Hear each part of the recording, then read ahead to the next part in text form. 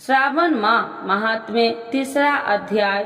तो एक बार बोलिए प्रेम से शिव जी की जय, माता पार्वती की जय, गौरी पुत्र गणेश भगवान की जय। श्रावण माह में की जाने वाली भगवान शिव की लक्ष्य पूजा का वर्णन। सनत कुमार बोले, हे भगवान, आपने श्रावण मासों का संक्षिप्त वर्णन किया है। हे स्वाभिमान, इसमें हमारी तृप्ति नहीं हो रही है, अतः आप कृपा करके विस्तार से वर्णन करें, जिसे सुनकर मैं तृप्त हो जाऊं। हे योगीश, जो बुद्धिमान नतवर्त के द्वारा श्रावण मास की व्यतीत करता है, वह 12 महीने में नतवर्त करने के फल का भागी होता है। नतवर्त में दिन की समाप्ति के पूर्व सन्यासियों के लिए एवं रात्रि में गृहस्थियों के लिए भोजन का विधान है। उसमें सूर्य अस्त के बाद की 3 घड़ी को छोड़कर भक्त भोजन का समय होता है। सूर्य के अस्त होने के पश्चात 3 घड़ी संध्या काल होता है। संध्या बेला में आहार, मैथुन, निद्रा और चौथा स्वास्थ्य ध्यान, इन चारों कामों का त्याग कर देना चाहिए। गृहस्थ और यति के भेद से उसकी व्यवस्था के विषय में मुझसे सुनिए। सूर्य के मंद पड़ने जाने पर जब अपनी छाया अपने शरीर से 2 गुनी हो जाए, उस समय के भोजन की यति के लिए नत भोजन कहा गया है। रात्रि भोजन के लिए नत भोजन नहीं होता। तारों के दृष्टिगत होने पर विद्वानों के गृहस्थ के लिए नत कहा गया है। यति के लिए दिन की 8वें भाग में शेष रहने पर भोजन का विधान है। उसके लिए रात्रि में भोजन निषेध किया गया है। गृहस्थ को चाहिए कि वह विधि पूर्वक रात्रि में नत भोजन करे और यति विधवा तथा विधुर व्यक्ति सोए रहते नतवर्त करे। विधुर व्यक्ति यदि पुत्रवान हो तब उसे भी रात्रि में ही नतवर्त करना चाहिए। आश्रमीय को अथवा पत्नी रहित हो अथवा पुत्रवान हो, उन्हें रात्रि में नतवर्त करना चाहिए। इस प्रकार बुद्धिमान मनुष्य को अपने अधिकारों के अनुसार नतवर्त करना चाहिए। इस मास में नतवर्त करने वाले व्यक्ति परम गति प्राप्त करता है। मैं प्रातः काल स्नान करूंगा, ब्रह्मचर्या व्रत का पालन करूंगा, नत भोजन करूंगा, पृथ्वी पर सोऊंगा और प्राणियों पर दया करूंगा। हे देव, इस व्रत को प्रारंभ करने पर यदि मैं मर जाऊं तो हे जगपते, आपकी कृपा से मेरा व्रत पूर्ण हो, ऐसा संकल्प करने बुद्धिमान व्यक्ति को श्रावण मास में प्रतिदिन नतवर्त करना चाहिए। इस प्रकार नतवर्त करने वाले मुझे अत्यंत प्रिय होता है। ब्राह्मणों के द्वारा अथवा स्वयं ही अति रुद्र, महारुद्र अथवा रुद्र मंत्र से महीने भर प्रतिदिन अभिषेक करना चाहिए। हे वस्त, मैं उस व्यक्ति पर प्रसन्न हो जाता हूँ, क्योंकि मैं जलाधारा से अत्यंत प्रेम रखने वाला हूँ, अथवा रुद्र मंत्र के द्वारा मेरे लिए अत्यंत प्रतिकर होम प्रतिदिन करना चाहिए। अपने लिए जो भी भोज्य पदार्थ अथवा सूखा भोग की वस्तु अति प्रिय हो, संकल्प करने, उन्हें श्रेष्ठ ब्राह्मणों को प्रदान करने एवं स्वयं महीने भर उन पदार्थों का त्याग करना चाहिए। हे मुने, अब इसके बाद उत्तम लक्ष्य पूजा विधि को सुनिए। लक्ष्मी चाहने वाले अथवा शांति की इच्छा चाहने वाले मनुष्यों को लक्ष्य बेल पत्रों तथा लक्ष्य दुर्वा दलों से शिव की पूजा करनी चाहिए। आयु की कामना करने वाले को चंपा के लक्ष्य पुष्पों तथा विद्या चाहने वाले व्यक्ति को मल्लिका का चमेली के लक्ष्य पुष्पों से श्री हरि की पूजा करनी चाहिए।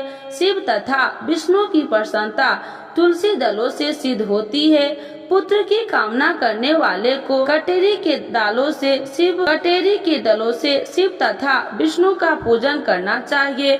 बुरे स्वप्न की शांति के लिए धान्य से पूजन करना प्रशस्त होता है। देवों के समक्ष निर्मित किए गए रंगवली आदि से विभिन्न रंगों से रुचि, पदा, स्वास्तिक और चक्र आदि से प्रभु की पूजा करनी चाहिए। इस प्रकार सभी मनोरथों की सिद्धि के लिए सभी प्रकार के पुष्पों से यदि मनुष्य लक्ष्य पूजा करे तो शिव जी प्रसन्न होते हैं। तत्पश्चात उद्यापन करना चाहिए, मंडप निर्माण करना चाहिए और मंडप में त्रिभाग परिमाण के वेदिका बनानी चाहिए। तदंतर पुण्य हवा चार कर के आचरण का वर्णन करना चाहिए और उस मंडप में प्रविष्ट होकर गति तथा वाद के शब्दों और तीव्र वेद ध्वनि से रात्रि में जागरण करना चाहिए। वेदिका के ऊपर उत्तम लिंगातो भद्र बनाना चाहिए और उसे बीच में चावलों से सुंदर कैलाश का निर्माण करना चाहिए। उसके ऊपर तांबे का अत्यंत चमकीला तथा पंच पल्लव युक्त कलश स्थापित करना चाहिए और उसे रेशमी वस्त्र से वेष्टित कर देना चाहिए। उसके ऊपर पार्वती पति शिव की स्वर्णमय प्रतिमा स्थापित करनी चाहिए। तत्पश्चात पंचामृत पूर्वक धूप, दीप तथा नैवेद्य से उस प्रतिमा की पूजा करनी चाहिए और गतिवाद नृत्य तथा वेद शास्त्रों तथा पुराणों के पाठ के द्वारा रात्रि में जागरण करना चाहिए। इसके बाद प्रातः काल भली भांति स्नान करने के पवित्र हो जाना चाहिए और अपनी शाखा में निर्दिष्ट विधान के अनुसार वेदिका निर्माण करना चाहिए। तत्पश्चात मूल मंत्र से या गायत्री मंत्र से या शिव के सहस्त्र नामों के द्वारा तिल तथा घृत मिश्रित खीर से होम करना चाहिए अथवा जिस मंत्र से पूजा की गई हो उसी से होम करके पूर्ण आहुति डालनी चाहिए। इसके बाद वस्त्र, अलहाकार तथा भूषणों से भली भांति आचार्य का पूजन करना चाहिए। तत्पश्चात अन्य ब्राह्मणों को पूजन करना चाहिए और उन्हें दक्षिणा देनी चाहिए। जिस जिस वस्तु से उमापति शिव की लक्ष्य पूजा की हो उसका दान करना चाहिए। स्वर्णमयी मूर्ति बनाकर शिव की पूजा करनी चाहिए। यदि दीप कर्म किया गया हो तो उस दीपक का दान करना चाहिए। चांदी का दीपक और स्वर्ण की वाटिका अर्थात बत्ती बनाकर उसे घी से भरकर सभी कामनाओं और अर्थ से सिद्धि के लिए उसका दान करना चाहिए। इसके बाद प्रभु से क्षमा प्रार्थना करनी चाहिए और अंत में 100 ब्राह्मणों को भोजन कराना चाहिए। हे मुने, जो व्यक्ति इस प्रकार पूजा करता हो मैं उस पर प्रसन्न होता हूँ। उसमें भी जो श्रावण मास में पूजा करता उसका अनंत फल मिलता है। यदि आपने अत्यंत प्रिय कोई वस्तु मुझे अर्पण करने के विचार से इस मास में कोई त्यागता है तो अब उसका फल सुनिए।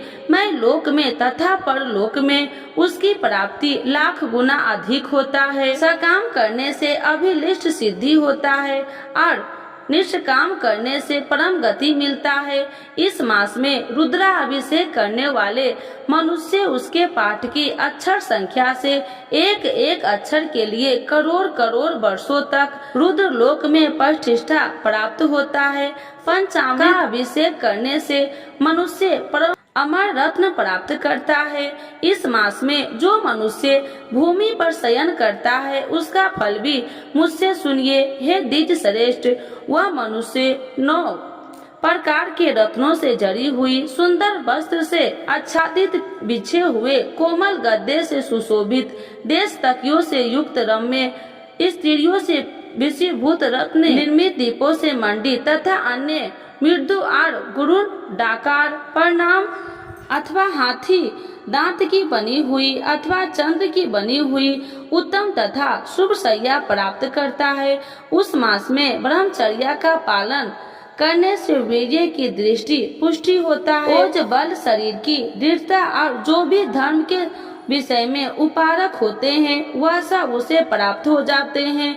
निष्काम ब्रह्मचर्य वर्ती को साक्षात ब्रह्मा प्राप्ति होता है और सकाम को स्वर्ग तथा सुंदर वेदांगनाओं की प्राप्ति होती है। इस मास में दिन रात अथवा केवल दिन में अथवा भोजन के समय मौन व्रत धारण करने वाला भी महान वक्ता होता है।